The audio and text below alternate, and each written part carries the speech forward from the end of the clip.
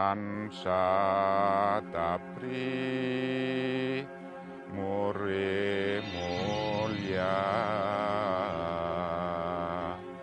Mara Cucur Ladalan Sarto Anarimo Ing Pandu.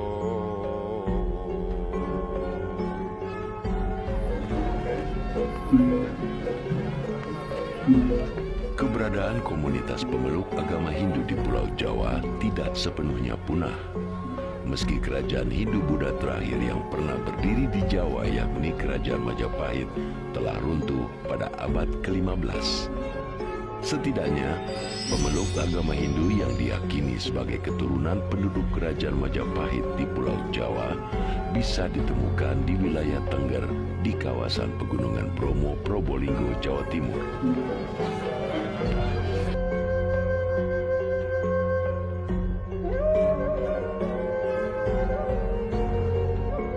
Meski kerap dikaitkan dengan Kerajaan Majapahit, keberadaan warga suku Tengger diduga telah ada sejak abad ke-10 Masehi.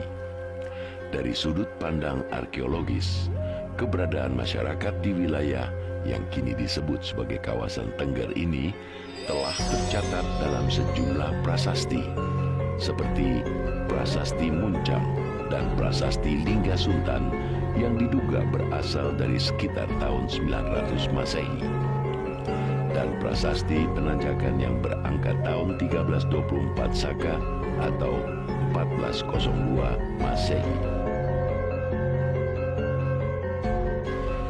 Dalam Prasasti Muncang dan Lingga Suntan disebutkan bahwa di kawasan Tengger terdapat sejumlah desa yang mendapat status tanah perdikan istimewa atau tanah yang disucikan.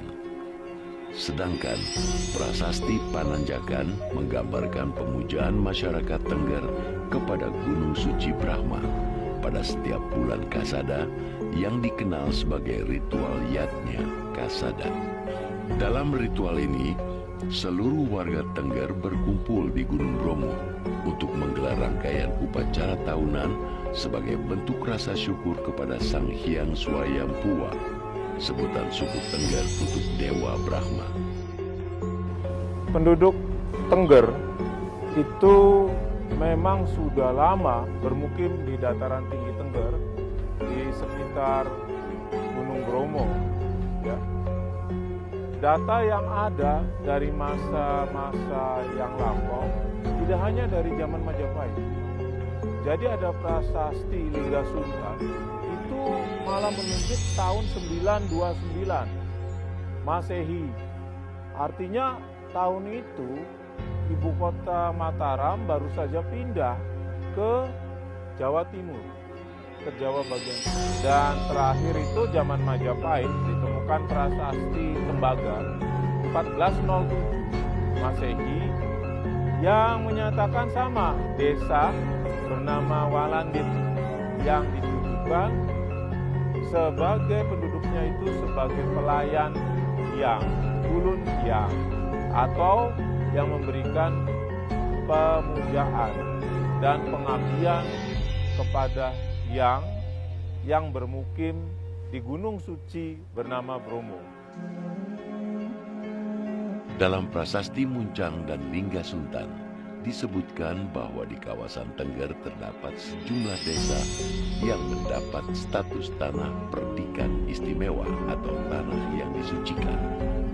Sedangkan Prasasti Pananjakan menggambarkan pemujaan masyarakat Tengger kepada Gunung Suci Brahma pada setiap bulan Kasada yang dikenal sebagai ritual Yatnya Kasada. Dalam ritual ini, seluruh warga Tengger berkumpul di Gunung Bromo untuk menggelar rangkaian upacara tahunan sebagai bentuk rasa syukur kepada Sang Hyang Swayambhuwa, sebutan suku Tengger untuk Dewa Brahma. Di dalam prasasti itu disebutkan ada namanya desa sakral, desa suci gitu, yang disebut Walandit. Nah, penduduk Walandit ini dapat tugas untuk senantiasa melakukan pemujaan kepada Betara Swayambuha. Betara Swayambuha itu nama lain dari Betara Brahma atau Dewa Brahma. Jadi sebelum Majapahit, orang-orang Tengger itu sudah melakukan pemujaan kepada Dewa Brahma di sekitar lokasi Gunung Bromo itu dengan nama Betara Swayambuha. Kemudian menyusul zaman Singosari juga ada catatan sejarah bahwa penduduk Tengger sudah ada di situ. Sebenarnya sejak awal mengenai masyarakat Tengger atau masyarakat yang berbudaya Tengger itu sudah kita dapati sejak abad ke-10 awal Masehi. Itu diberitakan dalam sejumlah prasasti yang dikeluarkan oleh Pusendok. Paling tidak ada 4 prasasti yang ditemukan di lereng selatan barat Gunung Tengger. Prasasti-prasasti itu memberitakan tentang pemujaan kepada Sang Hyang Swayambhu. Lebih lengkapnya adalah Sang Hyang Swayambhuva.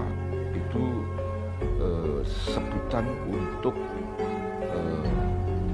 Brahma atau Bromo dalam arti api. Kemudian dipertegas lagi dengan prasasti Pananjakan yang berasal dari masa Majapahit, yang di dalamnya tegas-tegas menyebut tentang adanya pemujaan kepada Gunung Suci Brahma. Brahma sebutannya dalam bahasa Jawa Baru menjadi Bromo.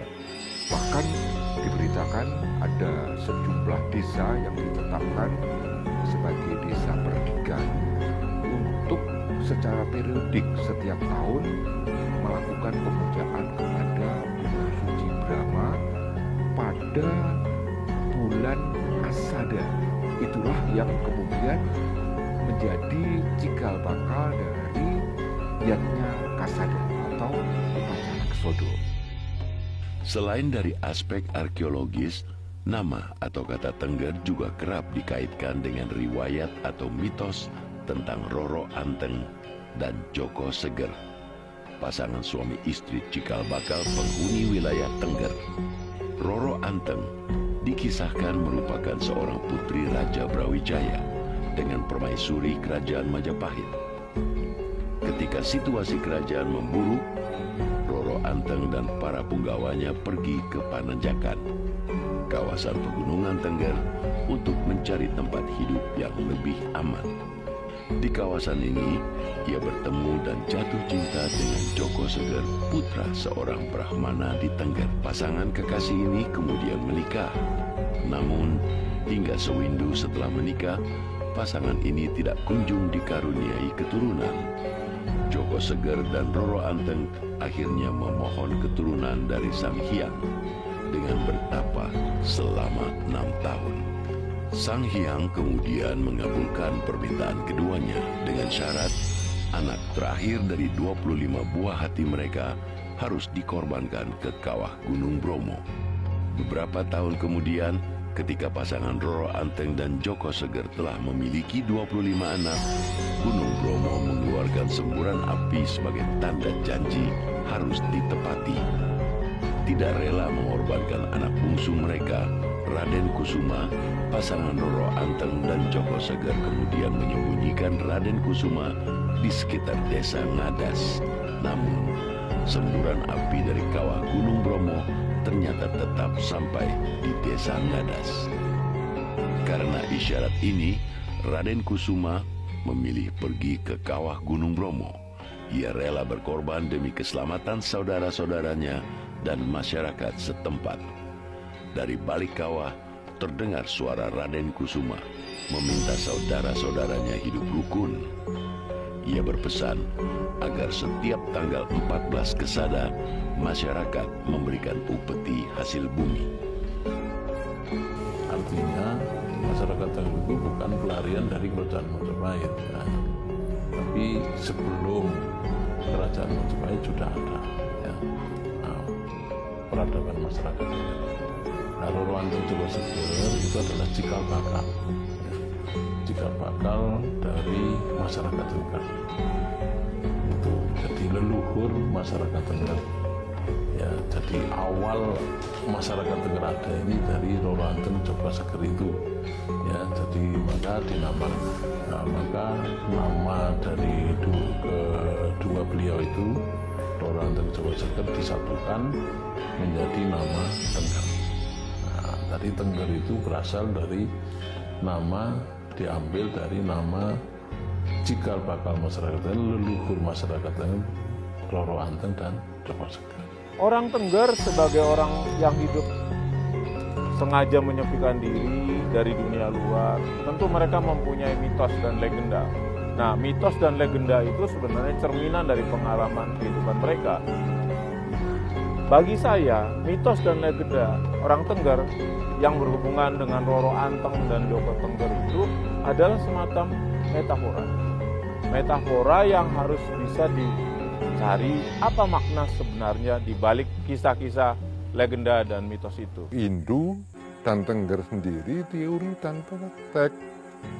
Prakteknya itu sudah dilaksanakan, teorinya termasuk keyakinan agama itu sendiri masih belakang.